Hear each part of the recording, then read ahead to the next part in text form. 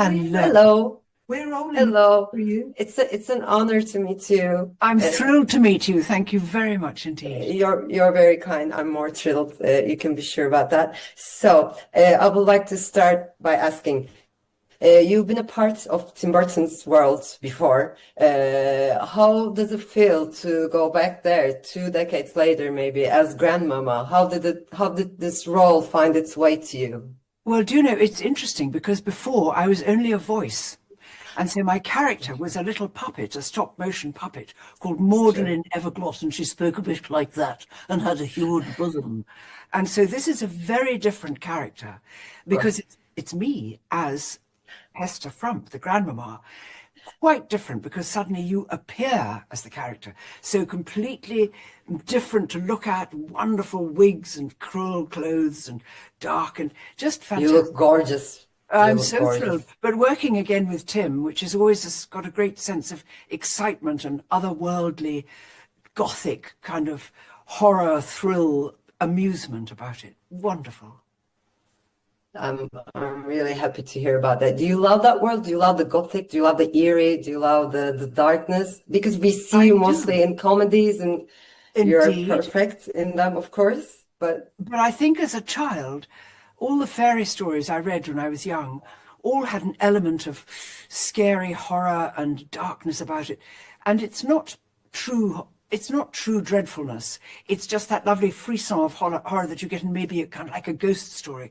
And so this dark Gothic world with crows and bare trees and skulls and bones everywhere is quite wonderful. And I think so good for this extraordinary show Wednesday. It was a privilege to be asked to join this. It really was.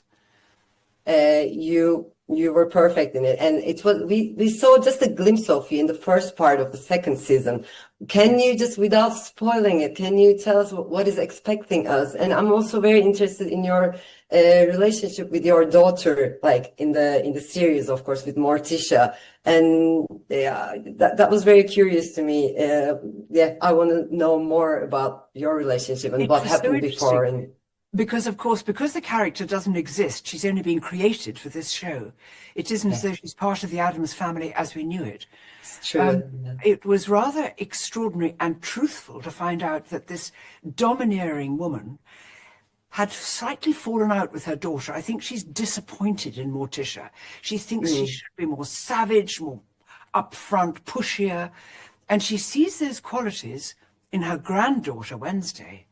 And so she's very dismissive of Morticia, always thinks she hasn't handled things well and is a rather unappealing character. She's, of course, got another daughter called Ophelia, who we've never seen. We yeah, don't know I about her. We never don't know seen her. what Ophelia's like.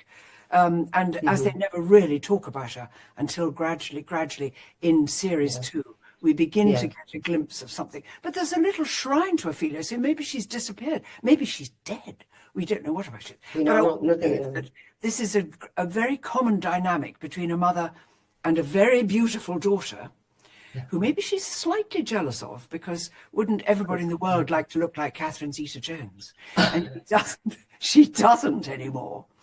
But she's I think she she's does, but I think you are in her both very heart. beautiful I women, think so in I don't her understand. heart Yeah, but he doesn't dislike her. There's a mother-daughter bond, so it's that very close love-hate kind of relationship. that's very nice and very thorough. Thank you so much for that. So, and you filmed in so many countries for both acting and for your travel shows. How Yes. was filming in Ireland, and how does it compare, like your offset experience? Just very, maybe shortly, can you tell that? You've of course been in Ireland before, I'm I guessing. have. I've You are, filmed, yeah. I've traveled a lot in Ireland, have friends all over, both north and south, and have filmed there several times. But this was very exciting because in the crew, of course, I met a lot of the people who had worked before on films I'd done at the Ardmore Studios. How different is it? Of course, they're English speaking, so that's different. So when, for instance, I was filming in Turkey, which I have several times done, Yes, you have been here. your Yeah, yeah. country absolutely breaks my heart. I simply adore it. So of course I adore Istanbul. Of course I adore the towns and cities and things. But what I loved also was the great high mountain ranges and the Yeah. wild of your country and the sheer utter beauty and history of it. So wherever I go in the world, it's always been literally a revelation, an eye-opener, because no matter what you've read about it, the truth of being in somewhere is fantastic. And of course, the tourist trade is at its height in the world at the moment. People with more and more leisure time are planning to go. And so what they long to do, sometimes they want to just go and lie on the beach and get brown. Sometimes they want to go to a grand museum and see the things. But what I love people to do is to take a local train, catch a local bus, go to a distant village, go somewhere you're not sure where it is, go and see the beauties of that country. Just get off the beaten track. Turkey, I long to return. Nemrut Dağ, I've never been to. That's where I want to go to. I haven't been there, so I'm just putting that. Where? Is it called Nemrut Dağ? Where the Nemrut Dağ. Yeah, the Nemrut Mountain, of course. Standing on the hills. I haven't been there either. We should go. Since I was a teenager, I still have this photograph of these great faces, these statues, and I think one day I will do that.